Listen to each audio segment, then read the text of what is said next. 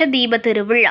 தமிழ் புத்தாண்டை முன்னிட்டு மயிலாடுதுறை திரு இந்தளூர் பரிமள ரெங்கநாதர் கோவிலில் லட்சதீப திருவிழாவில் தீப ஒளியில் மிளிர்ந்த கோவிலில் இரத்தினங்கி அலங்காரத்தில் உற்சவ மூர்த்திகள் ஊஞ்சலில் எழுந்தருளச் செய்து ஏராளமான பக்தர்கள் வழிபாடு செய்தனர். மயிலாடுதுறை திரு இந்தளூர் பரிமள ரெங்கநாதர் கோவிலில் தமிழ் புத்தாண்டை முன்னிட்டு 15ஆம் ஆண்டு லட்சதீப திருவிழா நடைபெற்றது.